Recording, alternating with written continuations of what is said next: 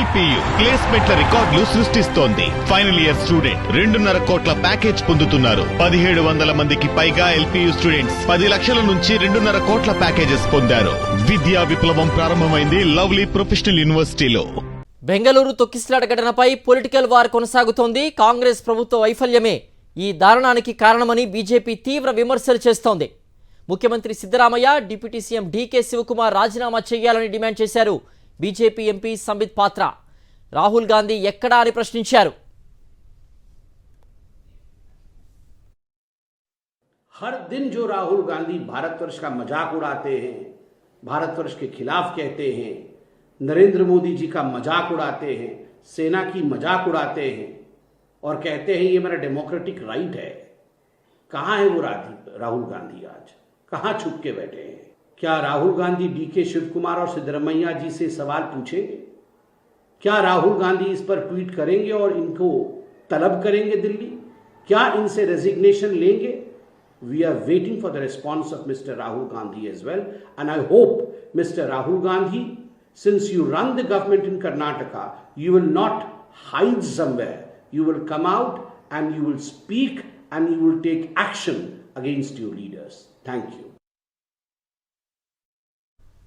బెంగళూరు తొక్కిసలాట ఘటనపై ఎంక్వైరీకి ఆదేశించినట్లు కర్ణాటక హోంమంత్రి జి పరమేశ్వర్ తెలిపారు.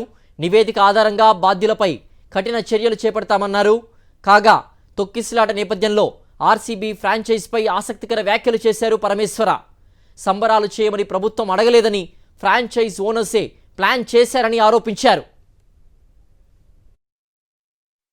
No, there are a lot of questions raised.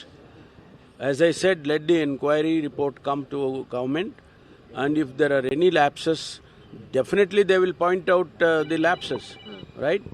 And whoever is responsible for those lapses, definitely we will initiate action. But what was the hurry's plan? We didn't make a request to the RCB or the KSCA. They organized this. Yes, sir. The part of it was government also felt that we also should facilitate them. That's all. After all, it is Bangalore, Bangalore team. The government also felt that let us be part of that celebration. That's all.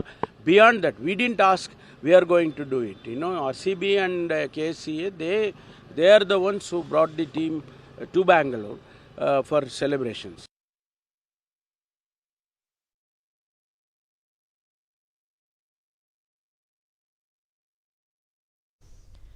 Bengaluru తొక్కిసలాట ఘటనపై judicial విచారణకు ఆదేశించాలని demand చేసింది Karnataka BJP. అప్పుడు అసలు వాస్తవాలు బయటకు వస్తాయన్నారు రాష్ట్ర BJP chief BI Vijayendra. అసలు విధానసౌధ వద్ద సంబరాలు చేయాల్సిన అవసరం ఏంటని నిలదీశారు.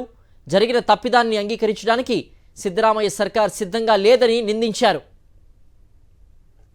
ನಿನ್ನೆ ನಡೆದಿರತಕ್ಕಂಥ ದುರ್ಘಟನೆಗೆ ಜವಾಬ್ದಾರಿಯನ್ನು ಹೊತ್ಕೊಳ್ಳೋದಕ್ಕೆ ರಾಜ್ಯ ಸರ್ಕಾರ ತಯಾರಿಲ್ಲ.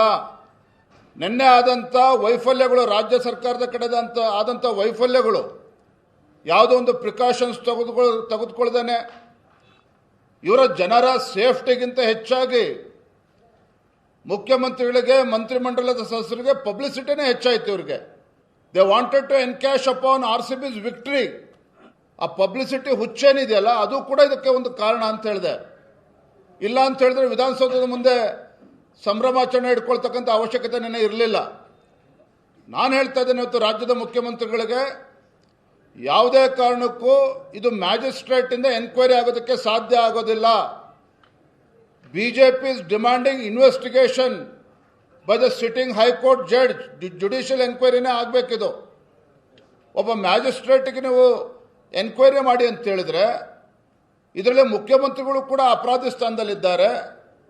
ನಿಮ್ಮ ಮಂತ್ರಿಮಂಡಲದ ಸದಸ್ಯರು ಎಲ್ಲರೂ ಕೂಡ ಇದರಲ್ಲಿ ಸಹೋದ್ಯೋಗಿಗಳು ಕೂಡ ಅಪರಾಧಿ ಸ್ಥಾನದಲ್ಲಿದ್ದಾರೆ. ಹಾಗಾಗಿ ಯಾವುದೇ ಕಾರಣಕ್ಕೊಬ್ಬ ಮ್ಯಾಜಿಸ್ಟ್ರೇಟ್ ಇಂದ ಇದು ಎನ್ಕ್ವೈರಿ ಅಲ್ಲ. There should be a proper judicial enquiry by a sitting high court judge. ಆಗ ಮಾತ್ರ ಇದು ನಿಷ್ಪಕ್ಷವಾಗಿರ್ತಕ್ಕಂಥ ತನಿಖೆ ಆಗೋದಕ್ಕೆ ಸಾಧ್ಯ ಆಗ್ತದೆ. ಇದರಲ್ಲಿ ಯಾರೇ ತಪ್ಪಿತಸ್ಥರಿರಲಿ, ಅವ್ರನ್ನ ಕರೆದು ವಿಚಾರಣೆ ಮಾಡಿ ಇದು ಯಾರು ತಪ್ಪಿತಸ್ಥರು ಅನ್ನೋದನ್ನ ನಿರ್ಧಾರ ಮಾಡೋದಕ್ಕೂ ಕೂಡ ಸಾಧ್ಯ ಆಗ್ತದೆ.